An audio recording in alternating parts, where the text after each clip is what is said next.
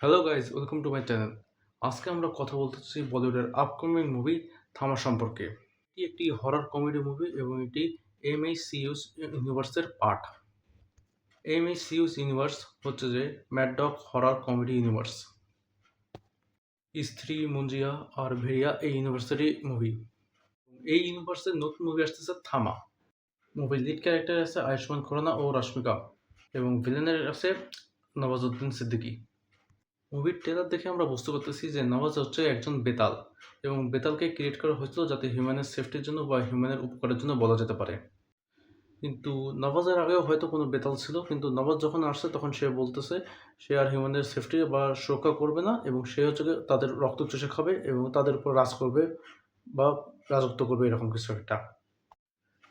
যার কারণে হচ্ছে গিয়ে তাকে বন্ধ করে দেওয়া হয়। দেখা যাচ্ছে যে সিলভারের চেন পরে তাকে আটকাই দেওয়া হচ্ছে। সিলভার হচ্ছে গিয়ে ভ্যাম্পায়ারদের জন্য একটা উইকনেসের কাজ করে, সেম উলফের জন্য একটা উইকনেসের কাজ করে।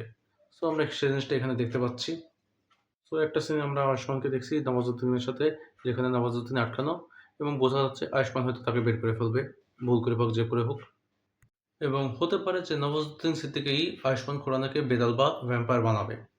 তারপর রশ্মিকা তার হেল্প করবে তার পাওয়ারটাকে আন্ডারস্ট্যান্ড করার জন্য।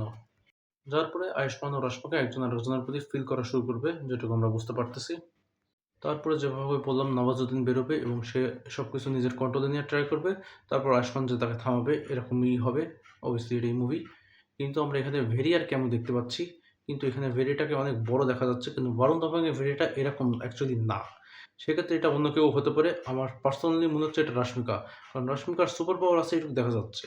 কিন্তু যে সে ভেরিয়া নাকি স্ত্রী নাকি অন্য কোনো সুপার ন্যাচারাল কিছু তা এখানে বলা হয়নি।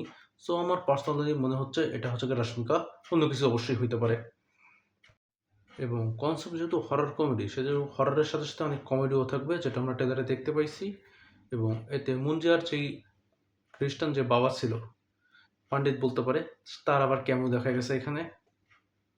সো মার্ভেলের এমসিইউ ইউনিভার্স যেভাবে একটা আরেকটা মুভির সাথে কানেক্টেড থাকে, সেরকমই ম্যাড ডগের এমএসিইউ ইউনিভার্সও একটি আরেকটা মুভির সাথে কানেক্টেড, যেমন স্ত্রী, ভেরিয়া, মুঞ্জিয়া, তার সাথে এই থামাটাও কানেক্টেড থাকবে। সো গাইজ, আজকের ভিডিওটা এই পর্যন্তই। আশা করি ভালো লাগছে এবং আমি যদি কোনো কিছু মিস করে থাকি তাহলে সেটা অবশ্যই কমেন্টে বলবেন। Thank you so much for watching.